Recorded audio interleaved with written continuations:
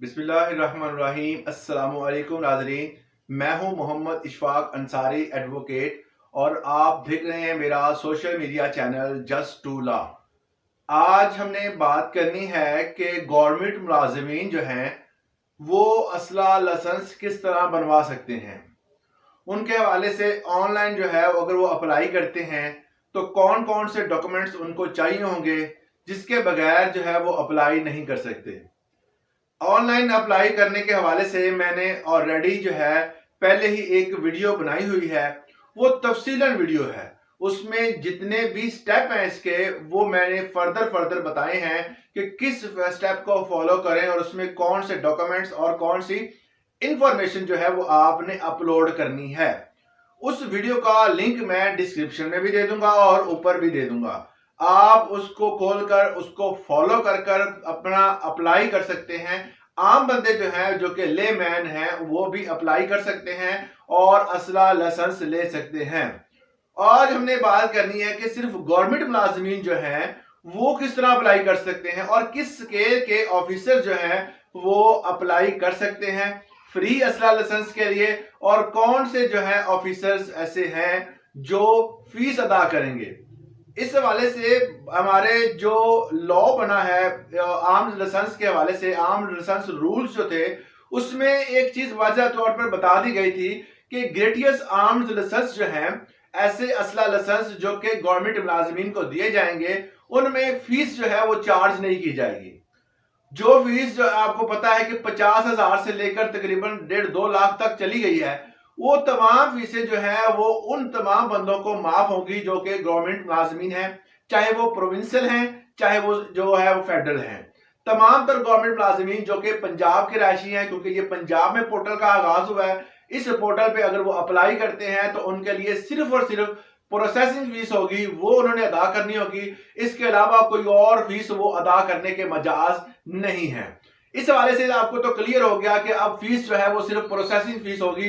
इसके अलावा कोई और फीस जो है, जिस तरह रिन्यूअल फीस 5,000, इस तरह जो 50,000 आपकी जो सूबाई असला लाइसेंस की फीस है, और इसके अलावा अगर आप ऑल पाकिस्तान अप्लाई करते हैं तो ये तमाम तर फीसें जो हैं वो एक गवर्नमेंट मुलाजम को माफ है।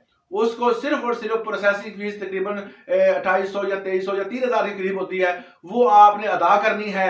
ऑनलाइन अदा होगी वो। उसके बाद जो है वो आप अपना ग्रेटियस आर्म्स लाइसेंस जो है वो ले सकते हैं। अब इसके लिए कौन से डॉक्यूमेंट्स जरूरी हैं उन डॉक्यूमेंट्स पे बात कर लेते हैं। जिस तरह बाकी जो है उनके लिए जो डॉक्यूमेंट्स रिक्वायर हैं वो भी होंगे इसके साथ, और कुछ एक्स्ट्रा जो है वो डॉक्यूमेंट्स भी इसके साथ आपको अपलोड करने होंगे।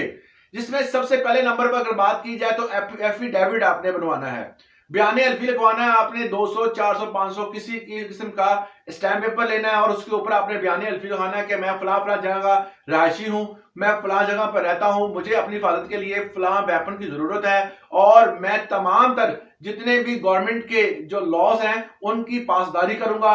144 जब नाफज होगी तो उसकी भी पाबंदी करूंगा, और किसी किस्म का जराइम में मैं हिस्सेदार नहीं हूं, किसी कलदम या किसी भी पॉलिटिकल पार्टी से मेरा ताल्लुक नहीं है।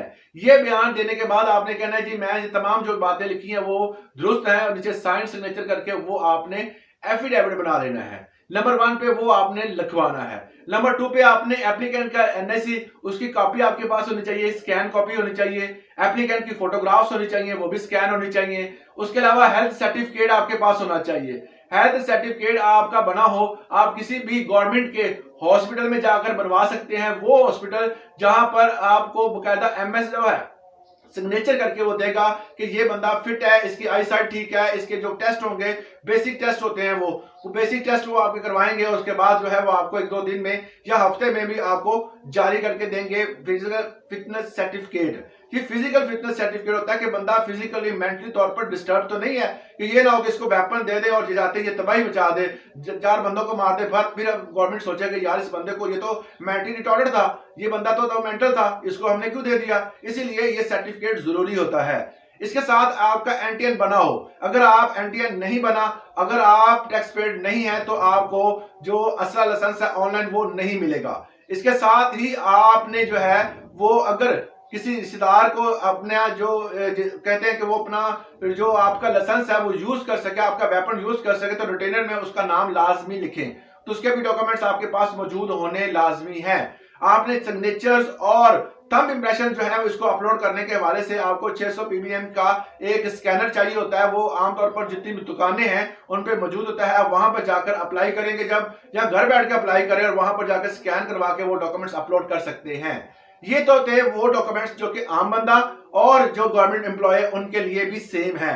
मगर बात अब बताने जा रहा हूं जो एक्स्ट्रा डॉक्यूमेंट्स लगने हैं, उसमें आपने डिपार्टमेंटल परमिशन, जिस डिपार्टमेंट में आप काम करते हैं, गवर्नमेंट के मुलाजिम हैं और आपका स्केल जो है वो 17 है या इससे ऊपर है, 17 से 18, 19, 20, 22, 21, ये कोई भी स्केल है आपका, बशर्त ये है कि 17 से ऊपर हो। अगर आपका स्केल 17 से ऊपर है तो आपको ग्रेटियस आर्म लाइसेंस जो है वो जारी किया जाएगा, जिसकी फीस जो है वो माफ है। अगर इससे नीचे आपका जो है रैंक है, मतलब 17 स्केल है, 16 है, 15 है, 12 है, 10 है, 9 है, कोई भी है, तो उसके लिए माफी नहीं है, वो फीस अदा करेंगे।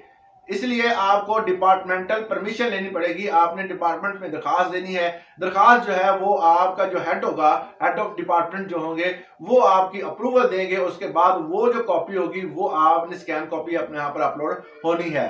डिपार्टमेंटल सर्टिफिकेट भी होता है, वो भी आपने यहाँ से लेना है कि आप वहां पर मुलाजमत करते हैं और आपका स्केल क्या है। ये चीज वाज़ह करनी जरूरी है कि आपका स्केल क्या है, आपका 17 है, 16 है, 15 है, 12 है, कितना है। अगर आपका 17 होगा देन आपको जो है वो अप्रूवल मिलेगी और आप ग्रेटियस के लिए अप्लाई कर सकेंगे। ये दो एक्स्ट्रा डॉक्यूमेंट्स होंगे जो आपने अटैच करने हैं। अगर आप ये अटैच नहीं करते तो आप ग्रेटियस के लिए नाअहल होंगे।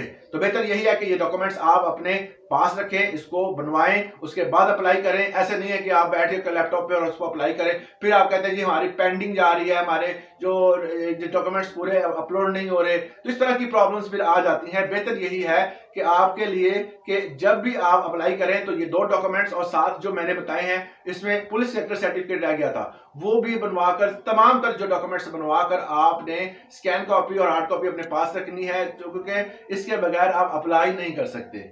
तो इस हवाले से अगर कोई और सवाल हो तो आप हमें कमेंट सेक्शन में पूछ सकते हैं। आज के लिए इतना ही, इजाजत दीजिएगा। अल्लाह हाफिज।